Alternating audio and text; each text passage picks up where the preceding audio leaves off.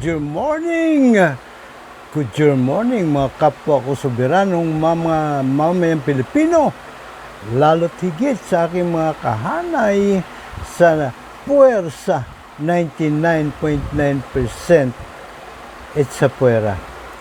Tandaan po natin, walang tutulong sa atin na mga it's a puwera kung di kapwa po natin it's a puwera. Tayo ang magtutulungan. Gayon din, tandaan din po natin, laging sa ibaba nang gagaling ang tunay na pagbabago sa lipunan. Kumbaga, pundasyon. Kailan matibay po ang pundasyon? Kaya, tara na! Panahon na para tayong puwersa 99.9 it's a puwera ay magkaisa para maitatag po natin ang lipunan na makatarungan at makatao. At siyempre, para po magawa natin yan, mag-organisa po tayo. Hindi po pwede po na magkanya-kanya tayo. Sa loob na mahabang panahon po, kanya-kanya po ang lakad natin. At karamihan pa sa atin, nag-uorganisa lang para pagdating ng halalan, ibebenta nila doon sa mga politiko ang kanilang grupo. Ikinakalakal po tayo ng mga ungasis na kapwa natin it's a puwera. So, kalimutan na po natin lahat yan. Tayo po ay maglalakbay patungo sa makatarungan at makataong lipunan. Tayo po, tandaan po natin, Juror People Power Revolution po, ang ating ikakasa. Partido KKK 2.0 Demokratiko, nating puwersa 99.9% it's a puwera. Pero bago pa magsipagtaasan ng kilay ng ilang mga pilosofer dyan, pilosopuntasyo yan, liwanagin po natin, ang Juror Revolution po ay ang pinakamapayapang himagsikan. Pinakamapayapang revolusyon sapagkat ang gamit po lamang natin na yung ating tigi-tig-isang sagradong boto na sandamakmak kapag pinagsama-sama. At gamitin po natin yan para iluklok sa buong gobyerno ang mga juror advocate candidate, mga anti-China, mga pro-impeachment at pro-freedom of speech. So, malinaw po freedom plus equality equals democracy. Hindi po pwede pong porket malaya tayong magsalita, tapos na ang boxing, may kalayaan na po tayo. Di ho. Kailangan pantay-pantay po ang ating karapatan na magsalita. Hindi po pwedeng pagka mas mataas ang boses mo dahil may pwesto ka sa gobyerno, yuyurakan mo na lang yung ibang mga vloggers. Ano po? At ito po, siguraduhin po natin para lang malinaw ang ating pinanggagalingan. Ang freedom po ay may 4 na uri. The 4 freedom of man na nakaukit sa Universal Declaration on Human Rights. Ano po yun? Freedom of speech. Freedom of religion. Pangatlo, freedom from want.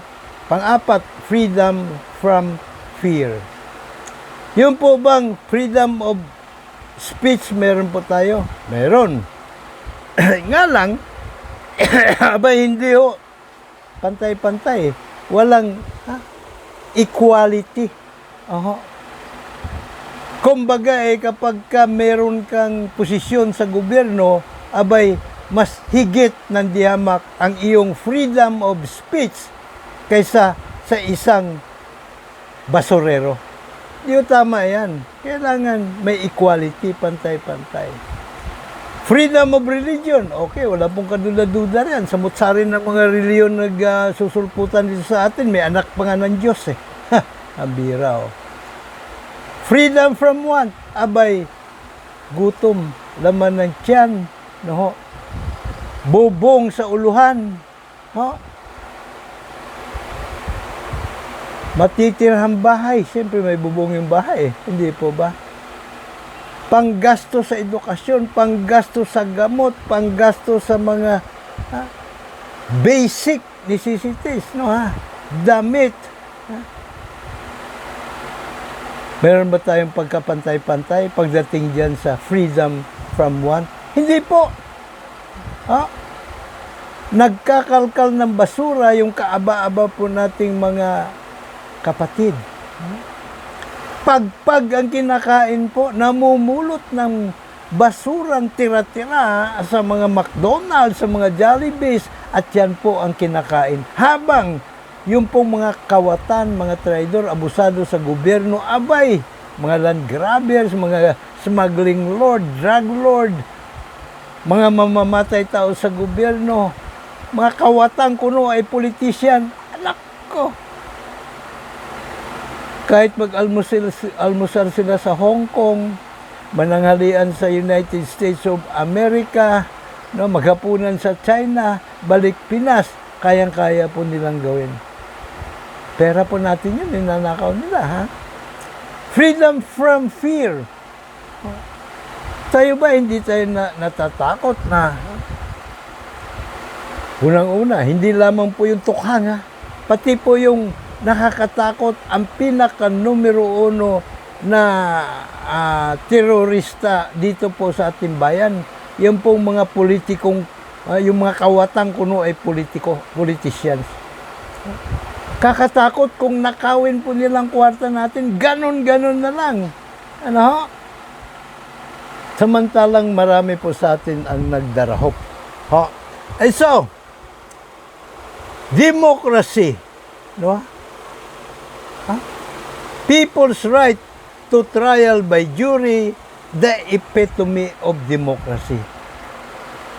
Sa madaling salita po, dahil hindi ho tayo binigyan. Or ipinagkait po sa ating Bill of Rights ang karapatan na maging juror sa hukumang hurado Pilipino, soberano, o trial by jury of we, the sovereign Filipino people, 18 anyos pataas, marunong bumasa at sumulat, randomly selected. Peke o huwad po na demokrasya ang meron tayo. Kung tunay po ang ating demokrasya, nasa atin po yung 3K, hawak po natin. Katarungan. Tayo po bilang mga jurors ang dapat na humuhusga sa lahat ng korte sa mga kasong korupsyon, land grabbing, human rights violations, drug trafficking, drug smuggling, AJ Kiss, ano ho. Tayo po ang humuhusga sa lahat ng korte sa buong bansa. So hindi po namamanipula, hindi po nasisindikato ang hukumang hurado, trial by jury of we the people. Kaya mailalapag po natin ang katarungan. At kapag ang katarungan ay nariyan, siyempre may kapayapaan sa buong bayan. At pag mapayapa po ang buong bayan, may bit-bit yan na biyaya ng demokrasya. Unang-una na lang riyan, ito pong ating mga natural wealth. May natural gas tayo, may natural oil, no ha? Yung pong ating natural gas, natural oil, diyan po sa Malampaya, unfortunately, hindi po tayo nakakatikim. Silang mga kawatang kuno'y politician lamang naghahati-hatian. At isa pa yung ating pong likas na kayamanan dyan, natural gas, oil, dyan po sa West Philippine Sea, abay, ibinenta po eh. Unang nagbenta po niyan si Gloria Macapagal Arroyo. Naalala po ninyo yung joint seismic blah blah blah blah na isinagawa ng China at ng Pilipinas o ngayon nang napuna isinama na yung Vietnam para pampapogi points lang. So nakita ngayon ng mga singkit na mata ng mga buwayang inchik ang kayamanan doon. Kaya siyempre, si Gloria Macapagal Arroyo naman, kaya nakipagsabuatan sa kanila para kumbaga paikutan yung plunder law. Di po ba? Doon na siya kumukubra sa mga inchik. Ganon din. Ito si Digonggong. Alam niyo po, nung panahon ni Pinoy, dumulog siya sa UNCLOS, ano ba yun? Hindi, Hague ba yun? International Criminal Court na lang para mas hindi mamimilipit ang dila ko. Para, kumbaga, husgahan sa ilalim ng UNCLOS kung sino ba talaga ang may karapatan dito sa inaangkin ng China na halos buong South China Sea. Mayroon silang 11 dash line na ngayon ay ginawa na nilang 9 dash line pala noon, ngayon ginawa na 11. 11 ba o 10? At any rate, tayo po ay nanalo. In-award po tayo ng sovereignty, ownership ng anumang mga kayamanan at tayo po ay meron karapatan na i-develop ang anumang mga likas na kayamanan ng meron tayo. Ang system, lumabas po yung ruling, lumabas yung ruling, abay, June 12, pwede ako nagkakamali, o July 12. Malamang July 12, 2016. Si Karma Digong na ang Pangulo. So, pinunit pa niya yung ruling. Ay, wala to. Pampunas puwit lang ito. Pag umieba ka, wala to. Walang silbi ito. Sa halip na ang gagawin niya dapat doon, bagay na hindi kayang gawin, hindi pa pwedeng gawin ni Pinoy, sapagkat merong dispute pa noon Di ba? So, hindi siya maaaring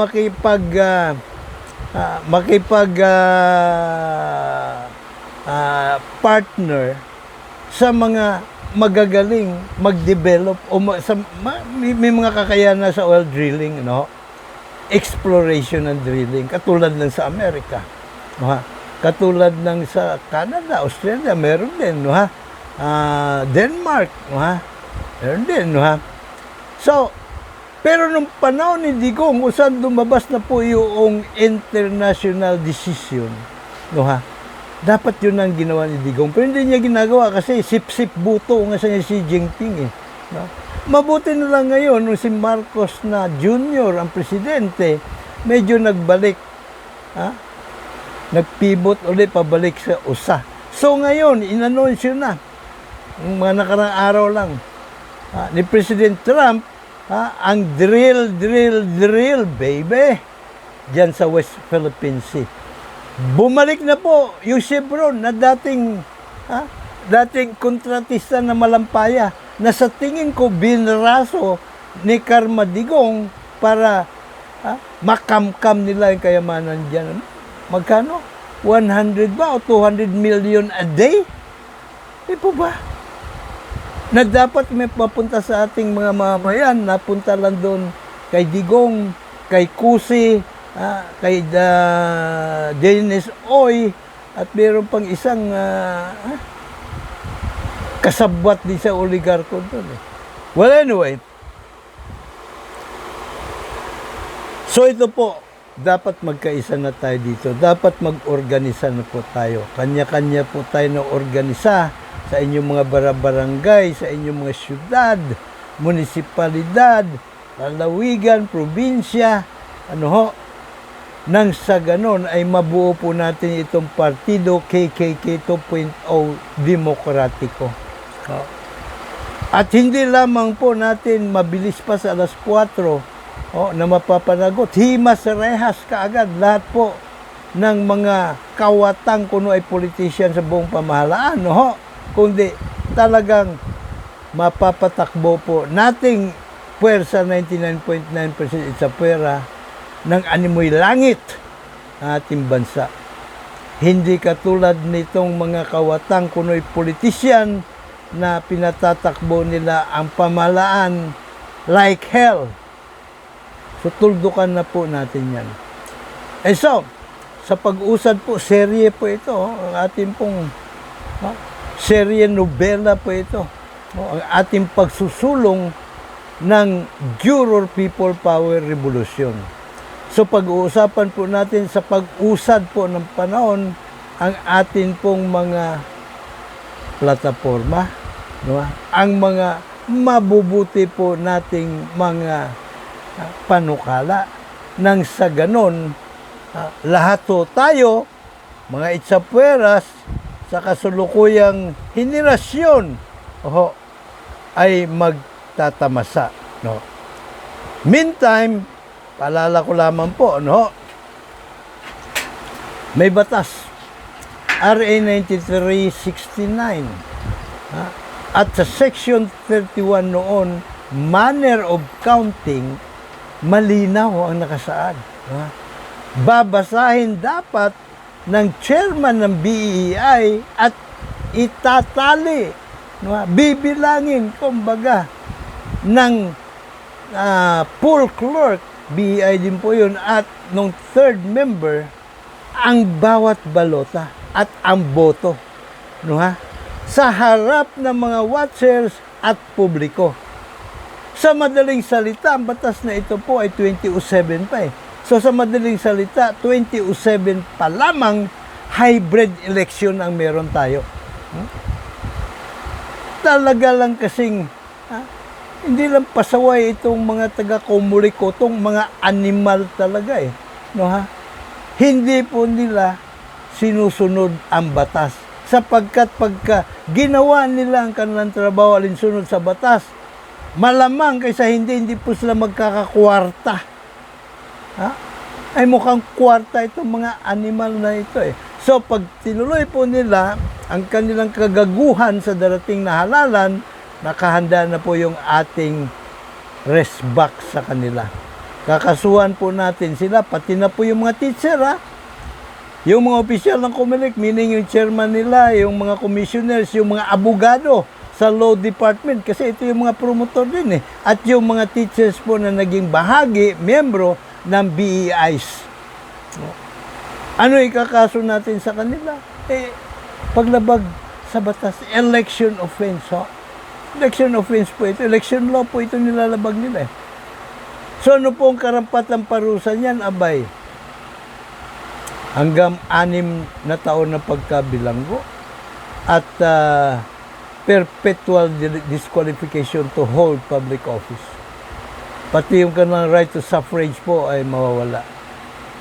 At siyempre, ihanda na rin po natin ang atin pong impeachment complaint laban sa kay Chairman George Garcia at sa kanyang mga commissioners.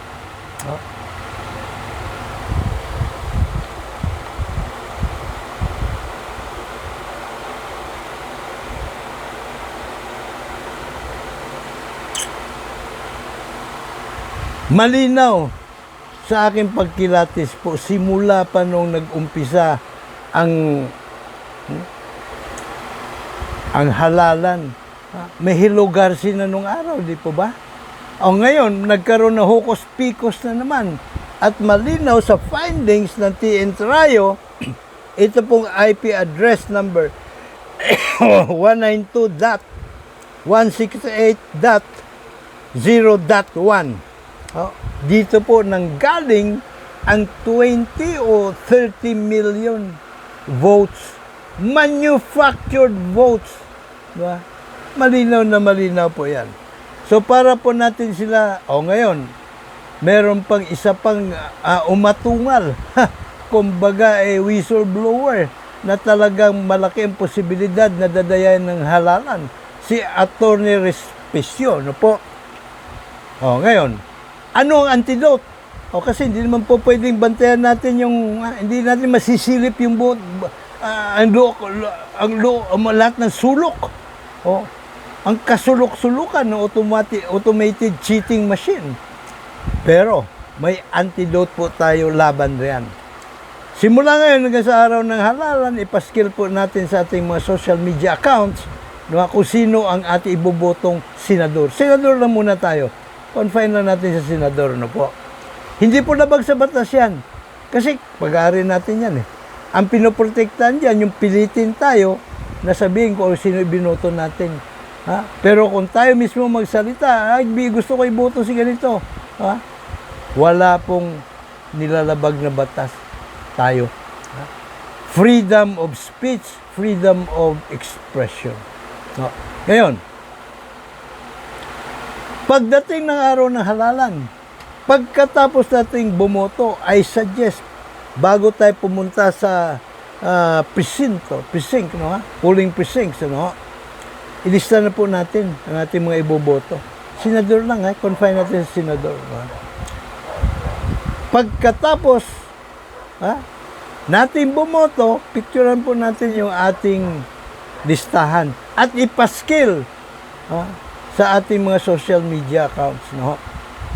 Ang tawag diyan ay exit poll na manggagaling mismo sa ating mga sari-sarili. So doon pa lang, magiging deterrent po yon pag ginawa natin yon. Deterrent na ikasa ang electronic dagdag bawas ng COMELEC Kotong. So sa pag-usad ng panahon, gaya nga sinabi ko, ulitin ko lamang, tayo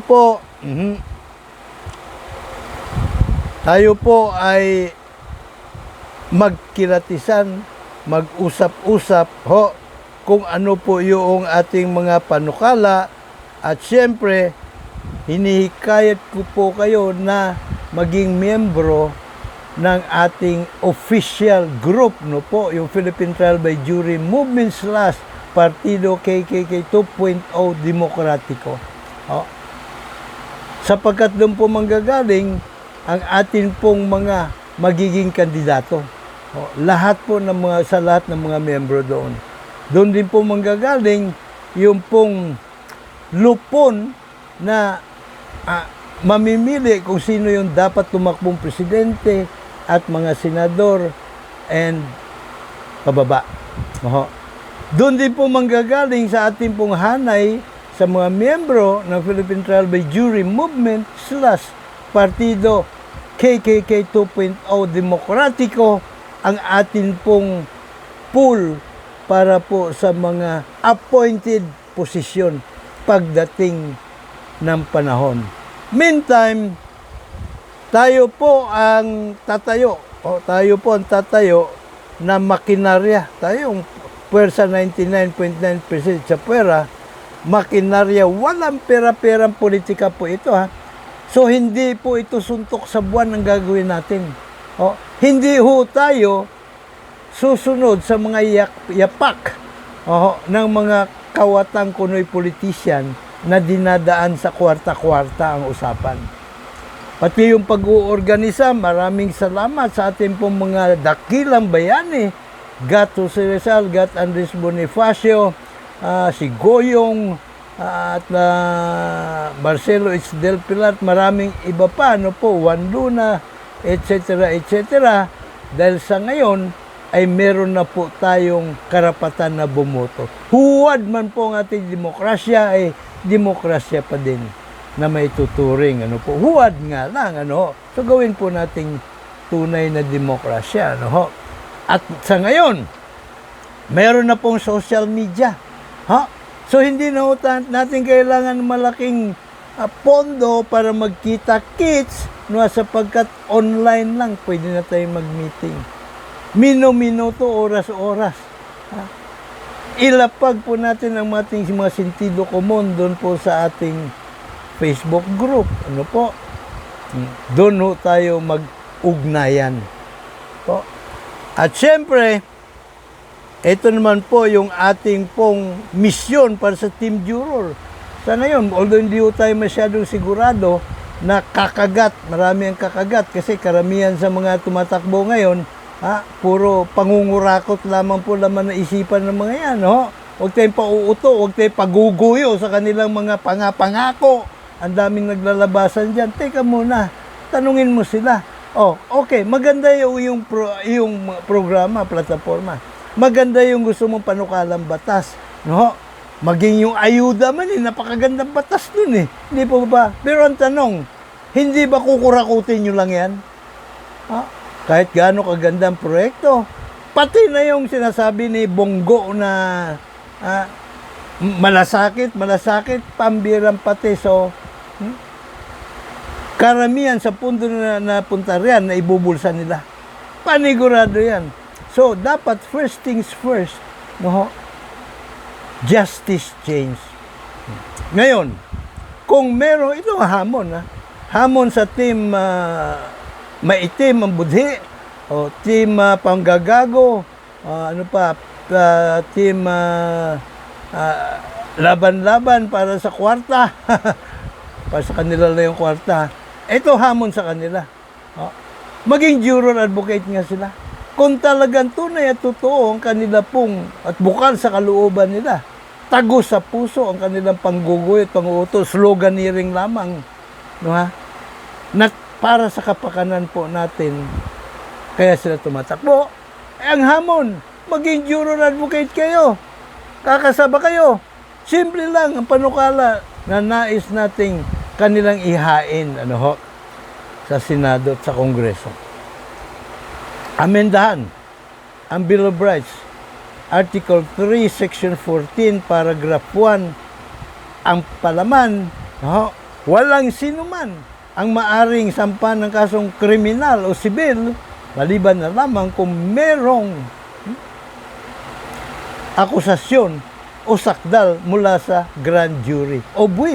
The sovereign Filipino people, 18 anyos pataas, marunong bumasa at sumulat, randomly selected. At doon naman sa paragraph 2, the same Article 3, Section 14, Paragraph 2, ito naman ang palaman. Lahat ng akusado, pagkakalooban ng pampubliko, mabilis at patas na paglilitis sa hukumang hurado soberano o trial by jury o buwi.